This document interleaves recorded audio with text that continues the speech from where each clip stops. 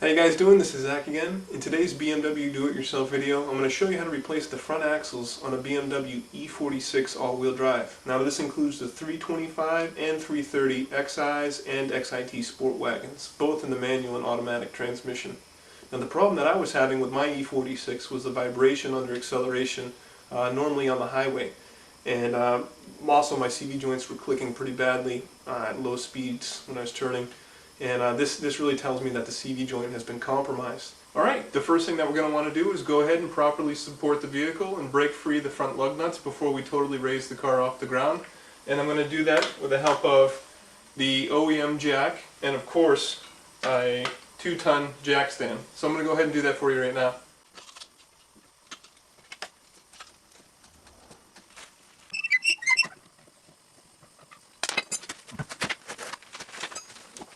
Alright, now I'm going to go ahead and get underneath the car and remove the splash guards covering the bottom portion of the engine and the transmission, just using a Phillips head screwdriver. Now that I've got the front portion removed, I'm going to go ahead and remove the splash guard covering the transmission.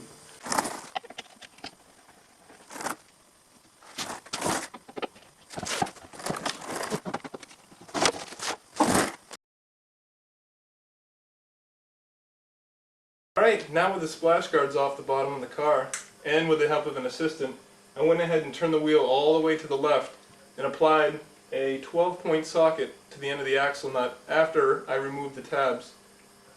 I'm now going to go ahead and break free the axle nut bolt.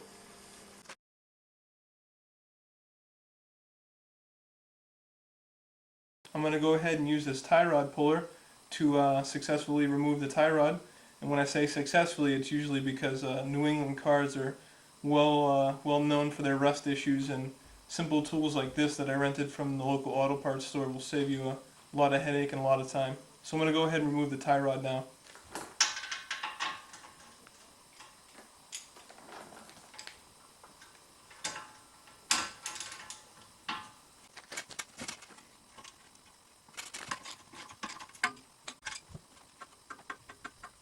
Now I'll see if I can get you a good shot of me using the tie rod puller on the tie rod end.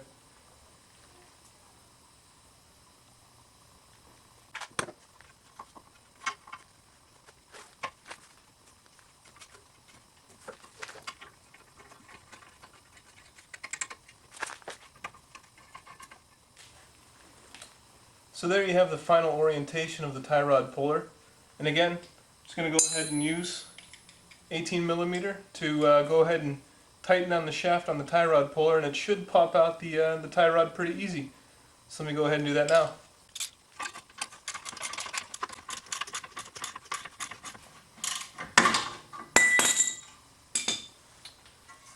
And there you go. Just go ahead and remove the tie rod from the spindle.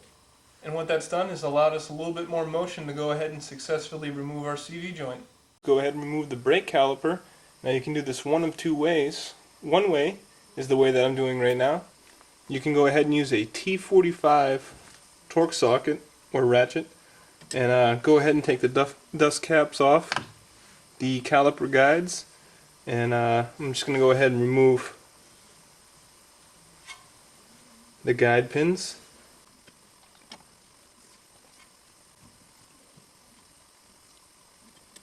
Alright, now that we have the guide pins out, I'm just going to go ahead and remove the brake caliper. Now using your open-ended socket and a Torx wrench, using this alternating fashion, I'm going to go ahead and remove the sway bar end link from the strut.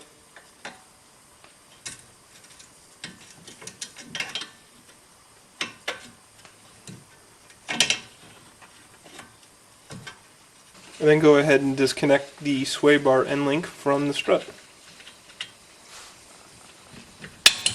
Alright, now that we have the sway bar end link out of the way, we're going to go ahead and remove the 18mm strut bolt holding the strut to the steering knuckle.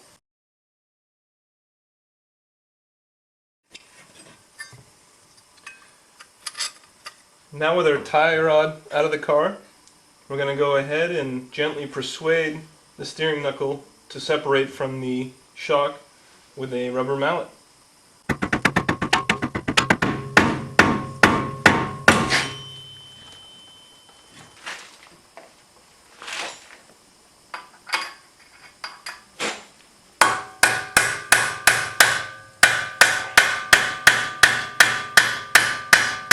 Now to finish getting the axle out of the hub all the way, it might require the use of a pry bar down through the top where the strut enters the steering knuckle, and just by prying out the axle you'll be able to remove it from the knuckle.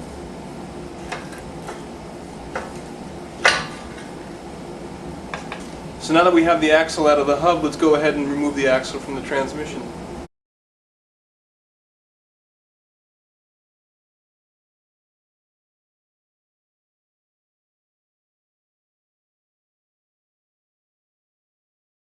Here's the axle as it just came out of the transmission on the passenger side of the vehicle. You can see the area, the little tab hanging off the corner of the CV joint that you would like to hit with a long breaker bar or perhaps a long screwdriver, just enough to pop the axle out and overcome the clip ring. So here you can see the difference between the old and the new axle provided by FCP Groton. You can see that the boots, the rubber is very, very supple compared to that of the old. The old is actually quite rigid and hard, and a pretty clear indication of boot failure is the grease spewing from the ends along with cracks developing on the inside. And here on the inside you can see the grease and rust buildup. Now the rust is a pretty good indicator that water has infiltrated the boot and gone ahead and caused it to fail, and that's most likely why I was hearing that noise, the grinding and the vibration under acceleration.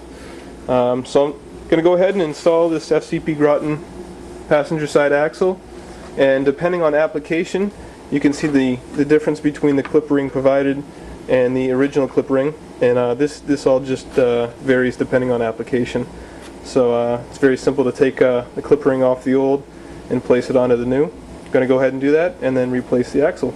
I never really liked the install as reverse of removal, so I'm going to go through and show you guys here how to reinstall the axle back into the transmission and get everything buttoned up. And I've just gone ahead and put the clip ring back on the top just to show you how easy it is to transfer clip rings, and then just with a set of pliers just tap it back into place. You want to make sure that the shaft is really, really clean before you go ahead and put it back in. Just going to go ahead and line this up, put the axle back in the transmission.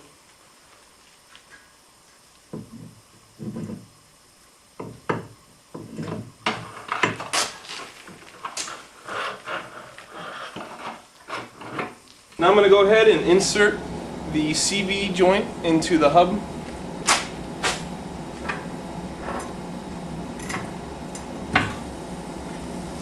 I'm also going to start mating up the shock absorber with the steering knuckle on the top.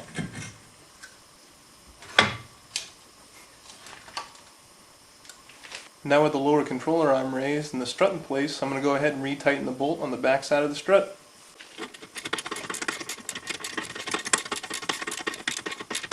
Always check the torque specifications for your vehicle before fully tightening down the bolt. Now with the strut in place and the suspension still jacked up, I'm going to go ahead and reattach the sway bar end link.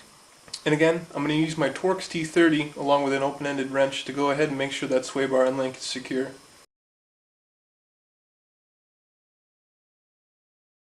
And now, with somebody holding down the brakes, go ahead and use your 12-point socket to retighten the axle nut.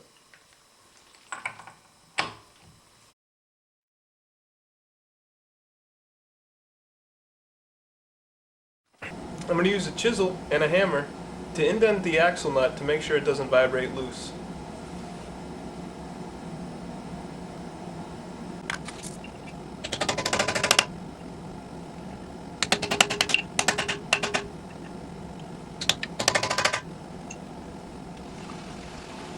Now I'm going to go ahead and put on the splash guard, put the tire on, give this thing a test drive.